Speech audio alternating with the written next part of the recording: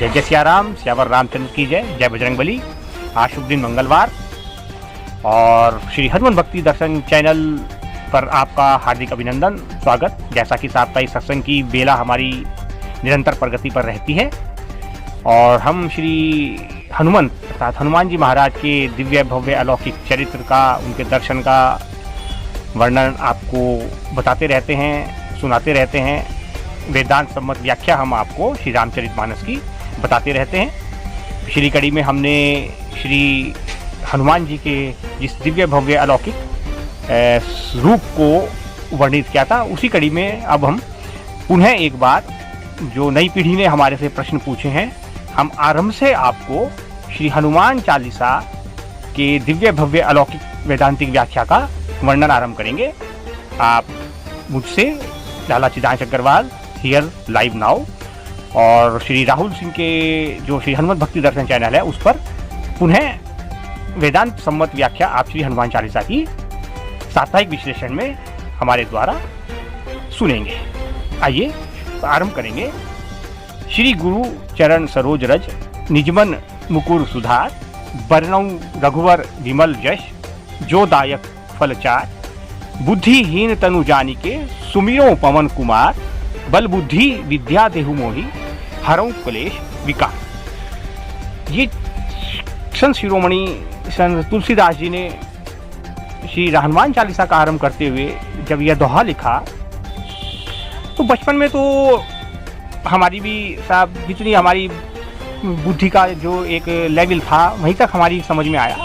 अब आज 52 साल की उम्र में प्रभु श्री राम की अद्भुत कृपा से और हनुमान जी के आशीर्वाद से श्री हनुमान चालीसा का वेदांतिक भावार्थ जब बहुत अच्छी तरह से समझ में आया, तो उसको हम अपने चैनल के माध्यम से, श्री हनुमत भक्ति दर्शन चैनल के माध्यम से अगली युवा पीढ़ी तक और बच्चों तक पहुंचाने का जो प्रयास कर रहे हैं, तक परिश्रम कर रहे हैं। देखिए, परिश्रम ऐसा नहीं है कि ये आजकल सबसे बड़ी दिक्कत ये है, युवा पीढ़ी को ये बहुत अच्छी तरह समझना चाहिए और वो समझती भी है कि ज्ञान हासिल करना या ज्ञान प्राप्त करना वो कोई ऐसे ही नहीं है जैसे आपने दूध का गिलास भरा और पी लिया।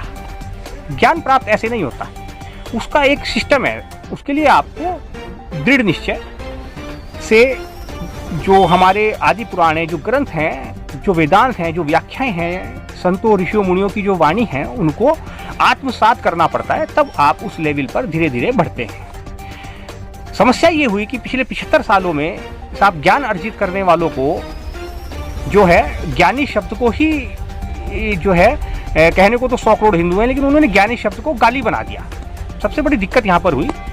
खैर, पिछले 10 वर्षों में और आज जब 22 जनवरी 2024 को जब हम त्रेता युग में थे और पुनः श्री राम के विग्रह की प्राण प्रतिष्ठा श्री राम मंदिर में कर रहे थे, तो हम त्रेता युग में थे। तब से और पिछले 10 वर्षों से काफ़ी कुछ बदल गया है। अब जो हमारी युवा पीढ़ी है साहब, वो सनातन धर्म को, सत्य को समझने का उसी ढंग से प्रयास करती है जिस ढंग से उसको समझना चाहिए था।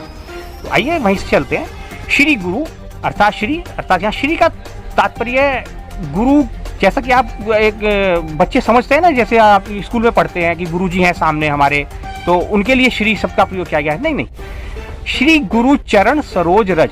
श्री का यहाँ पर तात्पर्य है वह जो सत्य है, जो शिव है, जो निराकार है, जो स्वयंभू है, उसके लिए संत शिरोमणि संत तुलसीदास जी ने लिखा है कि श्री गुरु, गुरु उनके कौन है? भगवान शंकर। श्री गुरु उनके चरण, श्री गुरु चरण सरोज रज, उनके चरणों की धूल जो कि खिले हुए कमल पुष्प के समान है।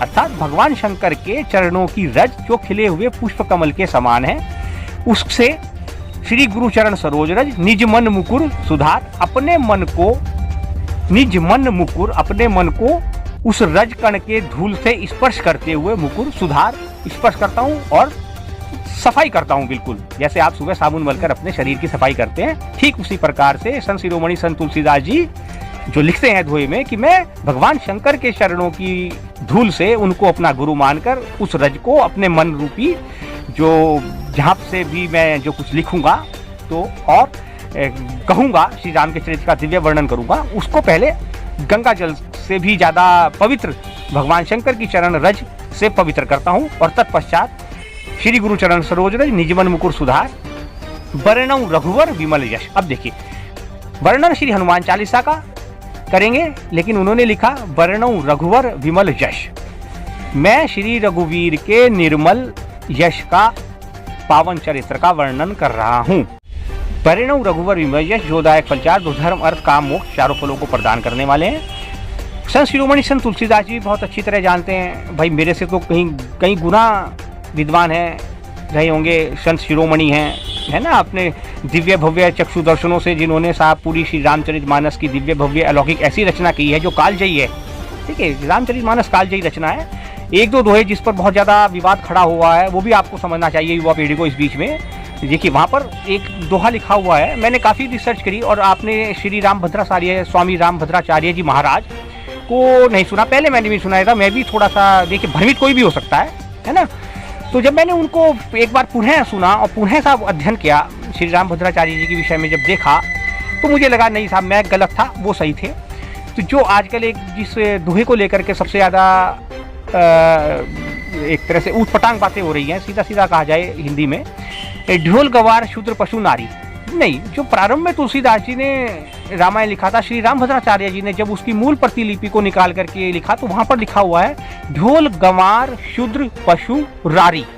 नारी नहीं लिखा हुआ है, नारी शब्द जोड़ा गया अंग्रेजों ने तो पूरे सनातन धर्म को, संस्कृति को, सनातन को, सत्य को और संस्कृति को विनाश करने के लिए तमाम हिंदू धर्म के धर्म ग्रंथों का जहां जहां पर भी उन्हें ऐसा लगा कि यहाँ पर कुछ तोड़ा मरोड़ा जा सकता है, वो उन्होंने तोड़ा मरोड़ा और उसको लिखा। जबकि मूल रूप से उनके अनुसार श्री राम, मैं नहीं कह रहा हूँ ये कि बस लाला सिद्धांत अग्रवाल कह रहे हैं, ये आपने देखा है कि श्री राम जन्मभूमि के विवाद में जब वो जो टर्निंग पॉइंट आया है ना, और जब गवाही हुई तो एक भी संत, ये बड़ी आश्चर्य की बात है साहब, हम हनुमान चालीसा का दिव्य भव्य अलौकिक पाठ करते हैं साहब, और 11-11 बार करते हैं कहीं कहीं तो हम प्रति मंगलवार को, लेकिन तब भी तत्पश्चात भी साहब हमारे सनातन धर्म के मतावलंबियों ने, संतों में से किसी ने भी साहब श्री सुप्रीम कोर्ट में, माननीय सुप्रीम कोर्ट में जाकर इस बात की गवाही देने के लिए वो तैयार नहीं हुए कि श्री राम के जन्म का जो स्थान है अयोध्या वास्तव में उनका ही है। लेकिन एकमात्र साहब जब मुझे पता लगा और मैंने उनको रिसर्च किया तो मैंने मन से उनसे क्षमा मांगी। श्री रामभद्राचार्य जी ने ही वो पहले संत हैं जो सीधे वहां पर उपस्थित हुए, और आप हैरान रह जाएंगे साहब, हम आपको अपने चैनल के माध्यम से बताते हैं, सिर्फ 1-2 चैनल पर आपको पता होगा कि उनको मुस्लिम जज ने, सुप्रीम कोर्ट के मुस्लिम जज ने श्रीमान श्री रामभद्राचार्य जी महाराज को डिवाइन ऑफ गॉड की उपाधि दी, जब उन्होंने श्री राम की जो स्थान है उसकी जब उन्होंने वहां पर गवाही दी और ये सिद्ध किया कि यही जहां पर इस समय श्री राम मंदिर का निर्माण होना है, जिसके लिए हम लड़ाई लड़ रहे हैं, तो वो स्थान ही श्री राम जन्म स्थान है। और उनकी गवाही वो टर्निंग पॉइंट साबित हुई जिससे कि माननीय सुप्रीम कोर्ट ने फैसला 22 जनवरी को तो हमने विग्रह की प्राण प्रतिष्ठा में महोत्सव मनाया, तो जो 9 नवंबर को जो फैसला आया था वह जो है सिर्फ उनकी देन है साहब। यद्यपि वो जन्म से सूरदास हैं, तथापि उनके पास जो पावर है साहब, और उसी पावर को देखिए वो अपने मित्र मानते हैं साहब हमारे मोदी जी को। आप कहेंगे कि राजनीति में उतर आया भाई लाला, तू तो बीच में है ना, हनुमान चालीसा की आप व्याख्या करते करते। तो हमारी युवा पीढ़ी को हमारे चैनल के माध्यम से यह समझना बहुत जरूरी है कि अध्यात्म का मतलब ही यह है अधिक से अधिक अपने आत्मा की ओर बढ़ना। अब आत्मा शब्द का भी बहुत अधिक दुरुपयोग किया है। आत्मस्थ किसको कहते हैं? आत्मस्थ है श्री हनुमान जी महाराज, जो आपको सीखना है हनुमान चालीसा से। कैसे हैं ये भी तो सीखना है ना, कैसे हैं आत्मस्थ। ठीक है, प्रत्येक कार्य, उनका प्रत्येक कार्य किसके लिए? श्री राम के लिए। श्री राम कौन है? परात्पर पर ब्रह्म है, वही सत्य है। तो उनका हर कार्य कर्म श्री राम के लिए आत्मस्थ है वो, इसके अलावा उन्हें कुछ नहीं लेने देना। अब आप जरा अपनी ओर आइए, ठीक है, साथ साथ चलना पड़ेगा ना। आप अपनी ओर आइए, आप बड़ा शुभ कार्य करते हैं साहब, कोई भी घर में शुभ कार्य करते हैं, आप हनुमान चालीसा का पाठ करते हैं, आप श्री सुंदरकांड का पाठ करते हैं, और हनुमान जी की उसमें महिमा का वर्णन होता है, मानेंगे ना आप? महिमा का वर्णन हनुमान जी का, और वहां पर आपने दरबार लगाया श्री राम का, चरणों में विराजमान है श्री राम के हनुमान जी। और देखते किसकी ओर हैं? श्री राम की ओर। करते किसके लिए हैं? श्री राम के लिए, है ना। और चिंतन किसका है ना, तो उनके तो हृदय में भी श्री राम दरबार सहित विराजमान है।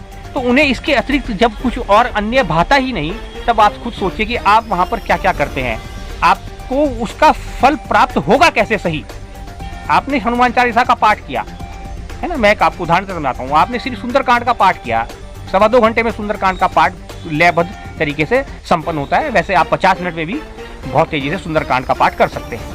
हनुमान जी के विषय में बता रहे हैं ना। जब आप ये कहते हैं कि आप अगले दोहे पे आ जाइए, देखिए, बल बुद्धि विद्या देहु मोहि हरहु क्लेश विकार। बल के विषय में क्या कहा गया है उनके लिए? अतुलित बल धामम। एक एक शब्द पे जाना पड़ेगा आपको, तब आपको समझ में आएगी हनुमान चालीसा की वेदांतिक व्याख्या और हनुमान जी। अतुलित बल धामम अर्थात जिस बल को न नापा जा सके, न तोला जा सके, न बिछाया जा सके, किसी भी अतुलित बल धामम, कुछ नहीं किया जा सकता, इतना बल। अतुलित बल धामम हेम शैलाभ देहम, पर्वतों को भी पार कर जाए आप, पर्वतों की चोटी पर सबसे ऊंचा पहुंच जाए और नापने लगे उससे भी ज्यादा अधिक, इतना वो अपने आप को जो है फैला सकते हैं, बड़ा कर सकते हैं। हेम शैलाभ देहम धनुजवन कृषाणम, ऐसा कोई नहीं जिसको विनाश नहीं कर सकते। चाहे 5 तत्वों में से ऐसा कोई भी नहीं जिसका वो विनाश नहीं कर सकते। और धनुजवन कृषाणम, पांचों ये तत्व है ना, 5 पंच भौतिक शरीर होता है ना, उन 5 भौतिक शरीर हमारा तो है, हमें तो विनाश कर सकते हैं और 5 भूत, 5 महाभूत, लेकिन हनुमान जी को नहीं कर सकते भाई। धनुजवन कृषाणम ज्ञानी नाम अग्रगण्यम, वो आप सब जानते ही हैं, ज्ञानियों में अग्रगण्यम, है ना। ज्ञानी नाम अग्रगण्यम सकल गुण निधानम, सकल गुण निधानम इसलिए है क्योंकि वो माता जानकी ने उनको वहां पर आशीर्वाद दिया, है ना। अजर अमर गुण सुत निधि हो, अजर अमर में, है ना। सकल गुण निधानम वारणाराम धीशम, वारणाराम धीशम का मतलब ये नहीं है साहब कि आपने जैसे वो आप उनकी जो चित्रांकन हुआ है वानर रूपी मुख, नहीं, वानर नाम धीशम, वानर हम सभी हैं, है ना। वन से आने वाला हर प्राणी, वन मतलब ये भौतिक जगत, इसको मन भी कहा जाता है। तो वानर नाम धीशम, ये वेदांतिक भावार्थ है। अब आपको आधे से ज्यादा क्या, मैं समझता हूँ शायद 98% लोगों को नहीं पता होगा इस श्लोक का वैदांतिक भावार्थ। शाब्दिक तो सबको पता है, वैदांतिक नहीं पता है। वानर नाम धीशम रघुपति प्रिय भक्तम, सबसे अंतिम चरण का जो है आपके लिए यही खास है। बल बुद्धि विद्या देव मोहि हरहु क्लेश विकार, अर्थात रघुपति प्रिय भक्तम। कौन? श्री हनुमान जी महाराज। आज मंगलवार है, उनके श्री चरणों में प्रणाम। और इसके बाद हम आपको फिर आगे बढ़ेंगे। आज हम आप इतना याद अवश्य रखें, रघुपति प्रिय भक्तम वात जातम नमामि, वायु भी जिनके पीछे चले, वात जातम नमामि, वायु पुत्र है ना, तो वायु के तो पुत्र हैं, लेकिन वायु भी जिनके पीछे पीछे चले, ऐसे हनुमान जी महाराज के श्री चरणों में मैं नमन करता हूँ। ये है वैदांतिक भावार्थ साहब, श्री इस जो दोहा लिखा हुआ है संस्कृत में। तो आज मंगलवार है, आपको शुभकामनाएं। आप देखते रहिए, सब्सक्राइब कीजिए श्री हनुमत भक्ति दर्शन चैनल और बने रहिए लाला चिदांश अग्रवाल और भाई राहुल सिंह के साथ आप बने रहिए। इसमें इसके अगली जब हम हनुमान चालीसा का वो करेंगे व्याख्या वेदांतिक, तो फिर आपसे प्रथम श्लोक से करेंगे। जय जय सिया राम, सियावर रामचंद्र।